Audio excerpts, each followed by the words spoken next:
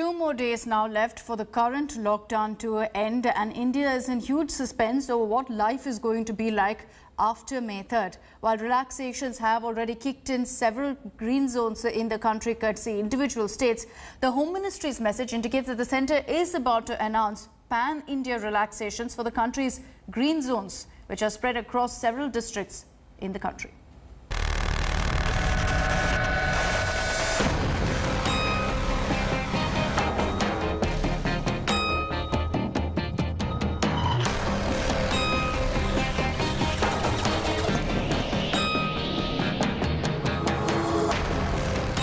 After Odisha and Telangana, even Punjab has decided to extend the lockdown to flatten the curve and contain the spread of COVID-19.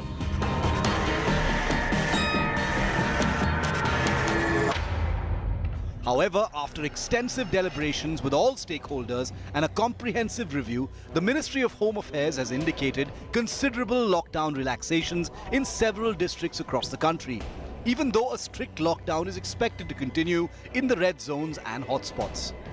कल गृह मंत्रालय ने आदेश जारी कर उन लोगों की आवाजाही की अनुमति दी है जो अलग-अलग स्थानों पर लॉकडाउन की वजह से फंसे हुए हैं, जैसे कि स्टूडेंट्स, प्रवासी मजदूर, पर्यटक, तीर्थयात्री इत्यादि. Late Wednesday, after the comprehensive review meeting, Home Ministry spokesperson tweeted saying the country has made big gains due to the lockdown and that new guidelines to fight COVID-19 will come into effect the 4th of May, which will give considerable relaxation to many districts. From Health Ministry side, we are very clear. We have to ensure कि जो एक physical distancing जो concept है, उसको हम एक behavioral change के रूप में अपनी जो अपनी regular प्रतिचर्या है जो है उसमें उसको include करें, ताकि हम चेन ऑफ ट्रांसमिशन को ब्रेक कर सकें. उसके साथ ही उतना ही जरूरी है कि हम कंटेनमेंट मेजर्स पर फोकस करें. The entire country has been divided into red, orange and green zones. In Karnataka, districts in the green zones are seeing gradual restoration of economic activity. With some tweaking, the same could be adopted by other districts across the country.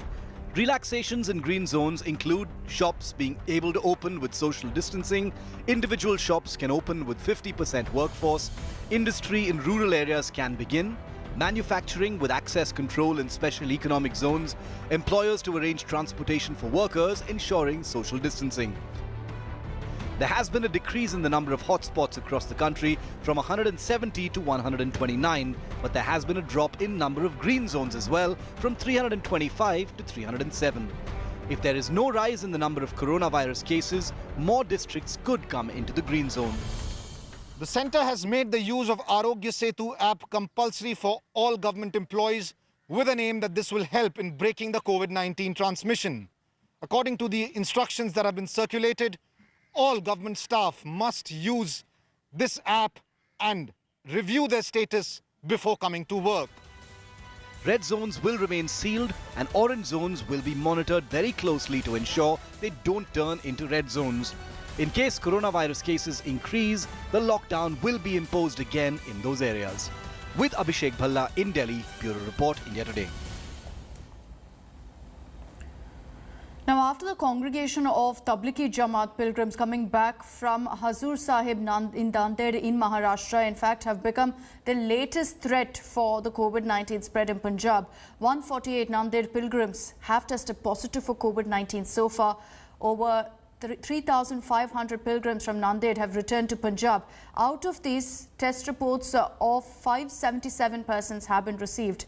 Now, of the 148 cases, 34 were reported in Ludhiana, 28 in Amritsar, 13 in Mohali and 7 in Tarn. It is for the first time that the state of Punjab has reported more than 100 coronavirus cases in a single day, taking the overall cases in the state to over 350.